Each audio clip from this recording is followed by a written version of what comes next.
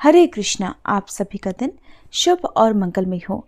आज दिनांक है 11 दिसंबर बुधवार और आज मार्गशीर्ष मास के शुक्ल पक्ष की एकादशी तिथि है, यानी कि आज है पवित्र और साल की सबसे बड़ी एकादशियों में से एक मोक्षदा एकादशी, जिसे गीता जयंती के रूप में भी मनाया जाता है।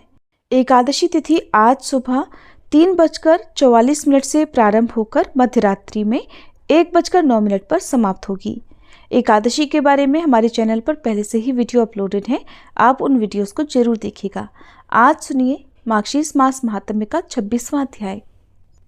इसके पहले के अध्याय में आपने जाना था कि किस प्रकार भगवान श्री कृष्ण ने नंद जी को इंद्रदेव की पूजा के बजाय गोवर्धन पर्वत की पूजा करने के लिए कहा था। नंद जी ने बदले में जो कुछ भी कहा, उसके बाद जब उनकी बात सुनकर बलराम सहित भगवान कृष्ण भी जोर जोर से हंसने लगे, तो उन्होंने फिर से अपने पिता से कहा कि तात, आज मैंने आपके मुख से बड़ी विचित्र और अद्भुत बात सुनी है। इसका तो कहीं भी निरूपण नहीं किया गया है कि इंद्र से ही वर्षा होती है, क्योंकि ऐसा नंद जी ने अपने लाला को समझाया था कि आज आपके मुख से अपूर्व नीति वचन सुनने को मिला है। सूर्य से जल उत्पन्न होता है, जल से शस्य और वृक्ष उत्पन्न होते हैं और बढ़ते हैं, उनसे अन्न और फल पैदा होता है और उन अन्नों और फलों से जीवधारी अपना अपना जीवन चलाते हैं। और ईश्वर की इच्छा से ही जल आदि का आविर्भाव होता है, उसमें कोई बाधा नहीं पड़ती। तात, भूत, वर्तमान और भविष्य तथा महान, क्षुद्र और मध्यम जिस कर्म का विधाता ने निरूपण किया है, उसका कौन निवारण कर सकता है। ईश्वर की आज्ञा से ही ब्रह्मा जी ने संपूर्ण चराचर जगत का निर्माण किया है। पहले भोजन की व्यवस्था होती है, उसके बाद जीव प्रकट होता है, और बार बार ऐसा होने से इस नियत व्यवस्था को ही स्वभाव कहते हैं। जिनके आदेश से जगत के प्राण स्वरूप समीरण सदा तीनों लोकों में बहते रहते हैं। उत्तम प्रभा के धाम सूर्य समस्त भूगोल का भ्रमण करते हुए तपा करते हैं। अग्नि जलाती है, मृत्यु समस्त जंतुओं में संचरित होती है, और वृक्ष समय आने पर फल और फूल धारण करते हैं। जिनकी आज्ञा से समुद्र अपने स्थान पर विद्यमान रहने और तत्काल ही नीचे नीचे निमग्न हो जाते हैं, उन परमेश्वर का ही आप भक्तिभाव से भजन कीजिए। इंद्र क्या कर सकता है? और ऐसे परमात्मा के रहते हुए इंद्र की पूजा तो विडंबना मात्र है। नारद, ऐसा कहकर श्री कृष्ण मौन हो गए। उस समय सभा में बैठे हुए महर्षियों ने भगवान की भूरी भूरी प्रशंसा की। नंद के शरीर में रोमांच हो आया। वे हर्ष से भरकर सभा में बैठे बैठे नेत्रों से ही आंसू बहाने लगे। मनुष्य अगर अपने पुत्रों से पराजित हो तो वे आनंदित ही होते हैं। श्री कृष्ण की आज्ञा मानकर फिर नंद जी ने स्वस्ति वाचन किया और फिर एक एक करके सभी ब्राह्मणों और मुनियों का वरण किया, उनका आदर सत्कार किया। उन्होंने फिर आदर पूर्वक गिरिराज गोवर्धन की, समागत मुनीश्वरों की, विद्वान ब्राह्मणों की और गौओं और अग्नि की सानंद पूजा की। पूजा की समाप्ति होने पर उस यज्ञ महोत्सव में तरह तरह के वाद्यों का तुमुल नाद होने लगा। जय जयकार के शब्द, शंख ध्वनि और हरि नाम कीर्तन होने लगे। मुनिवर गर्ग ने वेदों के मंगल कांड का पाठ किया। बंदीजनों में श्रेष्ठ डिंडी, जो कंस का प्रिय सचिव था, सामने खड़े होकर उच्च स्वर से मंगलाष्टक का पाठ करने लगा। अब श्री कृष्ण गिरिराज के निकट जाकर दूसरी मूर्ति धारण करके बोले, यानी कि अब भगवान कृष्ण ने दूसरा रूप धारण कर लिया। एक रूप में तो वो सभी के सामने खड़े हैं, दूसरे रूप में वो पर्वत के पीछे जाकर खड़े हो गए और कहने लगे, मैं ही साक्षात गोवर्धन पर्वत हूँ और तुम लोगों की दी हुई भोज्य वस्तुएं खा रहा हूँ। अब मुझसे वर मांगो। उस समय श्री कृष्ण ने नंद जी से कहा कि पिताजी, सामने देखिए गिरिराज प्रकट हुए हैं, इनसे वर मांगिए, आपका कल्याण होगा। तब गोपराज ने हरिदास और हरिभक्ति का वरदान मांगा। परोसी हुई सामग्री खाकर और वर देकर गिरिराज अदृश्य हो गए। मुनींद्रों और ब्राह्मणों को भोजन कराकर गोपराज ने बंदीजनों, ब्राह्मणों और मुनियों को धन दिया। फिर बड़े आनंद से नंद, बलराम और श्री कृष्ण को आगे करके सपरिवार अपने घर को चले गए। उन्होंने बंदी डिंडी को वस्त्र, चांदी, सोना, श्रेष्ठ घोड़ा, मणि और नाना प्रकार के भक्ष्य पदार्थ दिए। मुनि और ब्राह्मण बलराम तथा श्री कृष्ण की स्तुति और नमस्कार करके वहां से फिर चले गए। समस्त अप्सराएं, गंधर्व और किन्नर भी अपने अपने स्थान को पधारे। उस महोत्सव में आए हुए राजा और संपूर्ण गोप भी श्री कृष्ण को सादर नमस्कार करके वहां से विदा हो गए। इसी समय यज्ञ भंग हो जाने से अपनी अनेक प्रकार की निंदा सुनकर देवराज इंद्र कुपित हो उठे उनके होंठ फड़कने लगे। उन्होंने मरुदगणों और मेघों के साथ तुरंत ही वृंदावन पर आक्रमण कर दिया।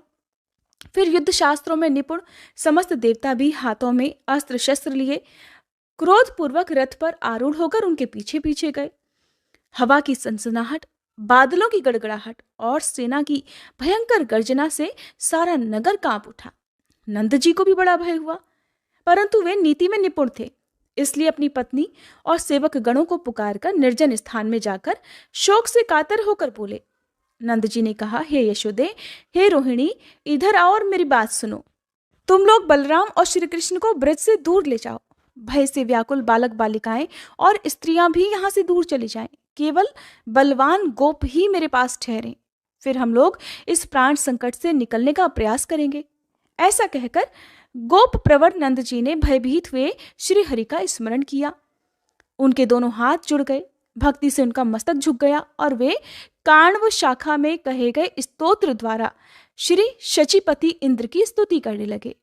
नंद जी बोले, इंद्र, सुरपति, शक्र, अदितिज, पवनाग्रज, सहस्त्राक्ष, भगांग, कश्यपात्मज, विडौजा, शुनाशीर, मरुत्वान, पाकशासन, जयंत जनक, श्रीमान, शचीश, दैत्यसूदन, वज्रहस्त, कामसखा, गौतमी व्रत नाशन, वृत्रहा, वासव, दधिची देह, भिक्षुक, जिष्णु, वामन भ्राता, पुरुहूत, पुरंदर, दिवसपति, शतमख, सुत्रामा, गोत्रभिद, विभु, लेखर्षभ, बलाराती, जंब भेदी, सुराश्रय, संक्रंदन, दुष्यवन, तुराशाट, मेघवाहन, आखंडल, हरि, हय, नमुची प्राणनाशन, वृद्धश्रवा, वृष तथा दैत्य दर्प निषूदन, ये 46 नाम निश्चय ही समस्त पापों का नाश करने वाले हैं।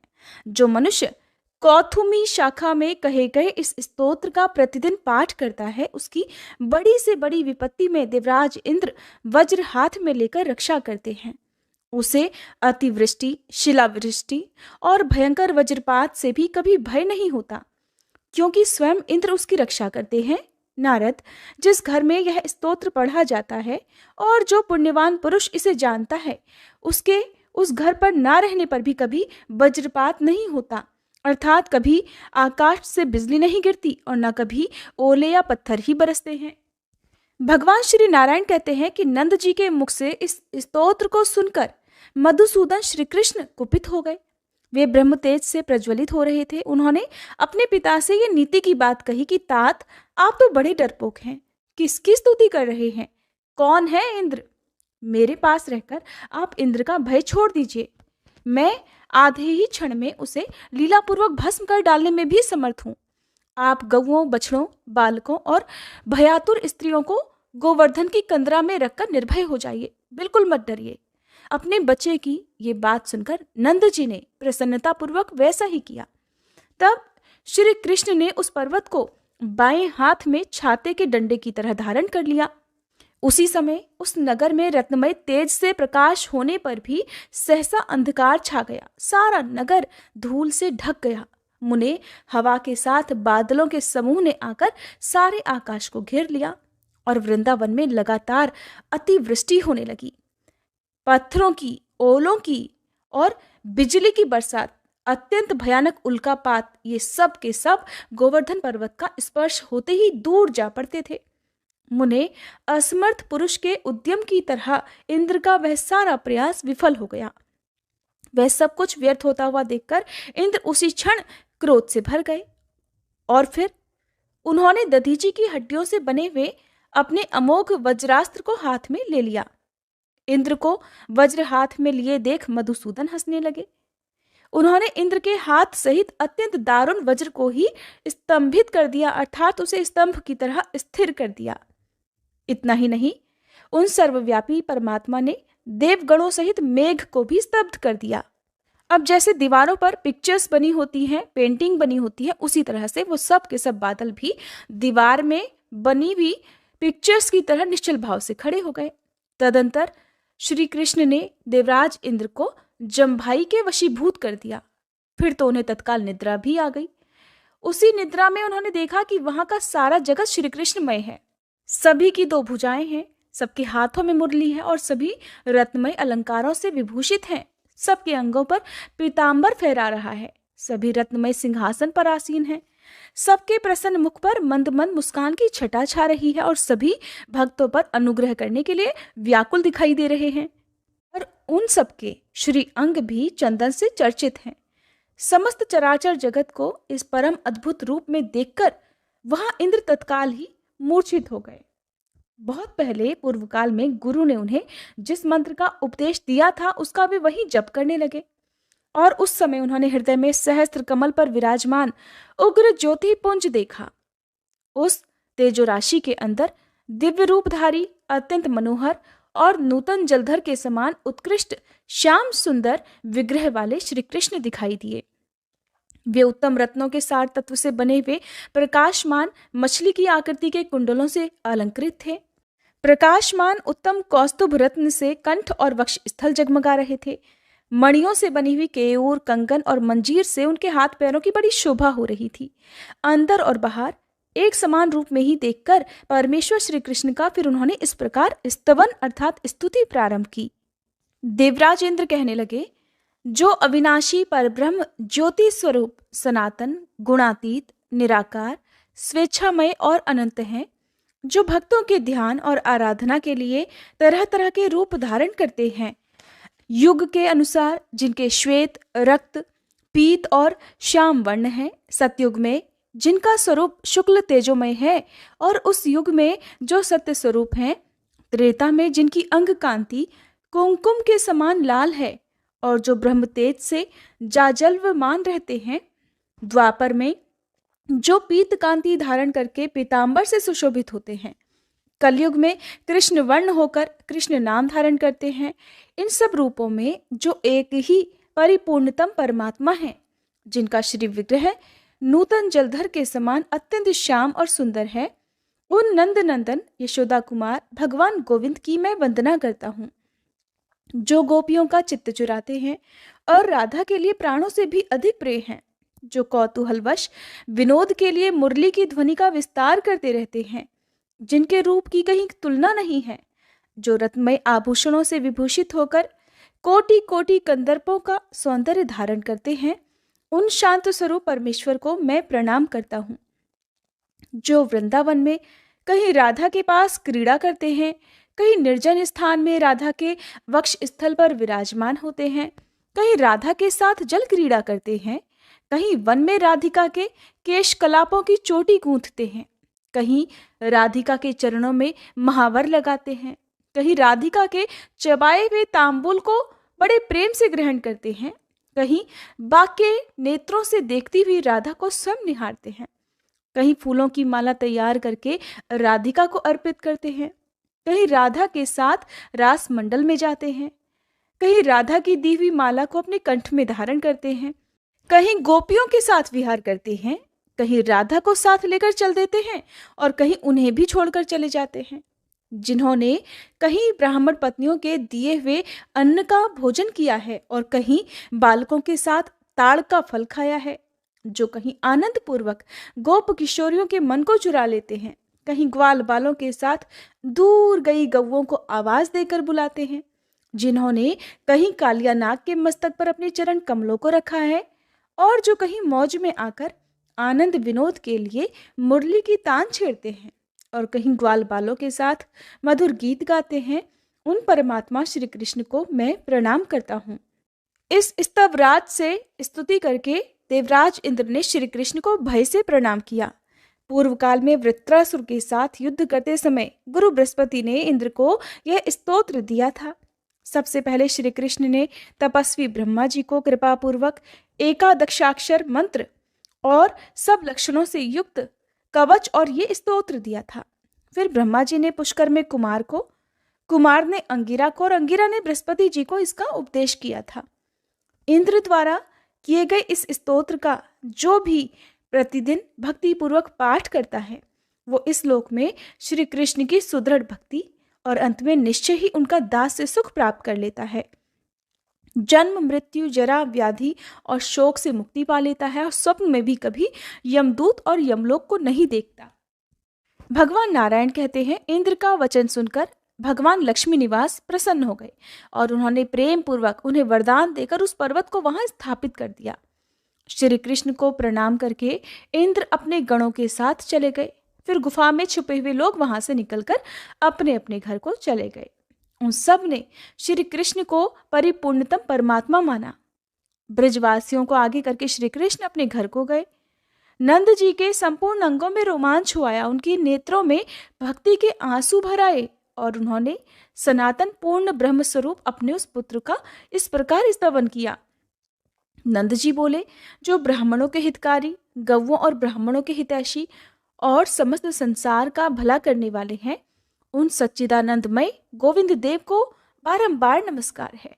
प्रभु, आप ब्राह्मणों का प्रिय करने वाले देवता हैं, स्वयं ही ब्रह्म और परमात्मा है, आपको नमस्कार है। आप अनंत कोटि ब्रह्मांड धामों के भी धाम हैं, आपको सादर नमस्कार है। आप मत्स्य आदि रूपों के जीवन और साक्षी हैं, आप निर्लिप्त, निर्गुण और निराकार परमात्मा को नमस्कार है। अत्यंत सूक्ष्म स्वरूपधारी होने के कारण आप योगियों के भी ध्यान में नहीं आते हैं। ब्रह्मा, विष्णु और महेश भी आपकी वंदना करते हैं। आप नित्य स्वरूप परमात्मा को नमस्कार है। ऐसा कहकर नंद जी श्री कृष्ण के सामने भक्ति भाव से खड़े हो गए। तब प्रसन्न हुए श्री कृष्ण ने उन्हें मनोवांछित वर दिया। इस प्रकार नंद जी द्वारा किए गए स्तोत्र का जो भक्ति भाव से हर दिन पाठ करता है, वह शीघ्र ही श्री कृष्ण की सुदृढ़ भक्ति और दास्य भाव प्राप्त कर लेता है। जब द्रोण नामक वसु ने अपनी पत्नी धरा के साथ तीर्थ में तपस्या की, तब ब्रह्मा जी ने उन्हें ये परम दुर्लभ स्तोत्र प्रदान किया था। सौभरी मुनि ने पुष्कर में संतुष्ट होकर ब्रह्मा जी को श्री हरि का षडक्षर मंत्र और सर्वरक्षण कवच प्रदान किया था। वही कवच, वही स्तोत्र और वही परम दुर्लभ मंत्र ब्रह्मा जी के अंशभूत गर्ग मुनि ने तपस्या में लगे हुए नंद जी को दिया था। पूर्व काल में जिसके लिए जो मंत्र, स्तोत्र, कवच, इष्टदेव, गुरु और विद्या प्राप्त होती है, वह पुरुष उस मंत्र आदि तथा विद्या को निश्चय ही नहीं छोड़ता है।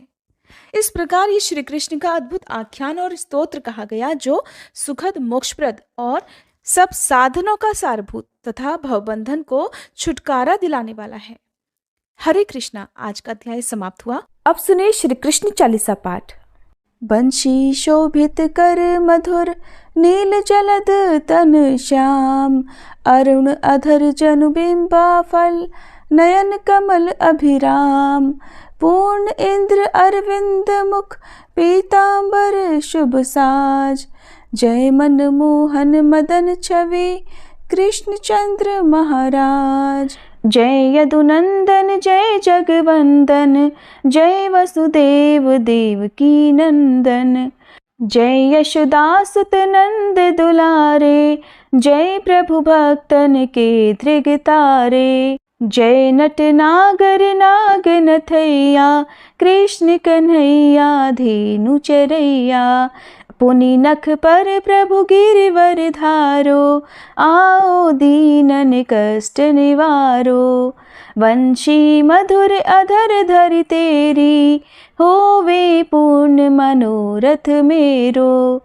आओ हरि पुनि माखन चाखो, आज लाज भारत की राखो, गोल कपोल चिबुक अरुणारे, मृदु मुस्कान मोहिनी डारे, रंजित राजीव नयन विशाला, मोर मुकुट वैजंती माला, कुंडल श्रवण पीत पट आछे, कटी किंकणी काछन काछे, नील जलज सुंदर तन सोहे, छवि लखि सुर नर मुनि मन मोहे, मस्तक तिलक अलक घुंघराले, आओ कृष्ण बांसुरी वाले, करी पय पान पूत नहीं तार्यो, अका बका कागा सुर मार्यो, मधुवन जलत अग्नि जब ज्वाला, भय शीतल लखि तहि नंद लाला,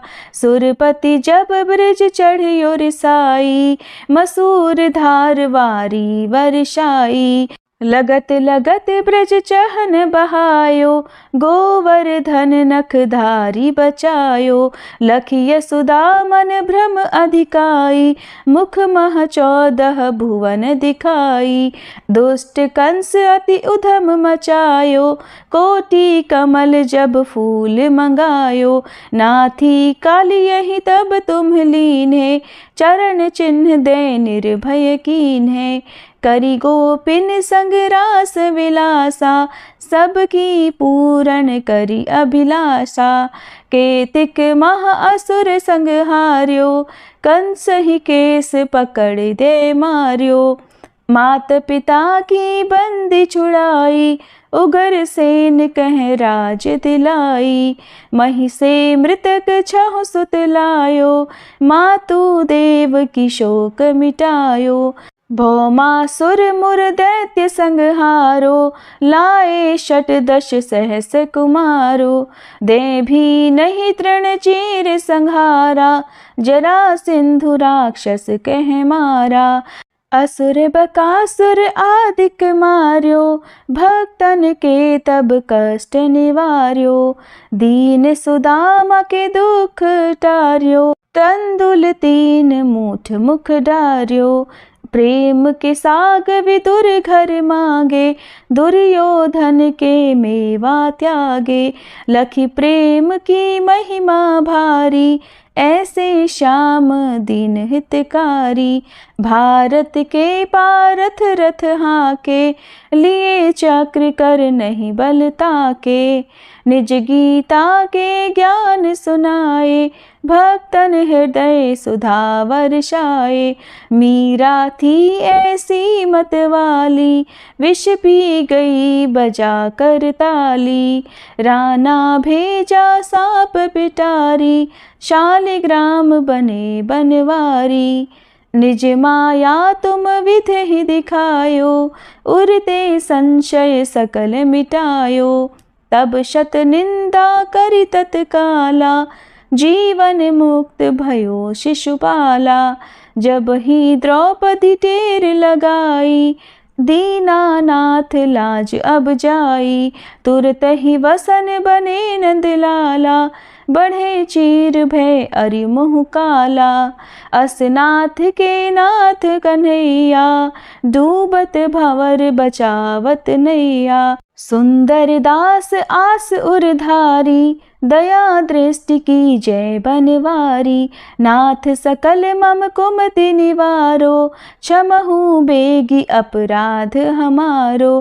खोलो पट अब दर्शन दीजे, बोलो कृष्ण कन्हैया की जय। बोलो कृष्ण कन्हैया की जय, बोलो कृष्ण कन्हैया की जय। ये 40 कृष्ण का पाठ करे उरधारी, अष्ट सिद्धि नवनिधि फल लहे पदार्थ चारी। बोलो श्री कृष्ण भगवान की जय।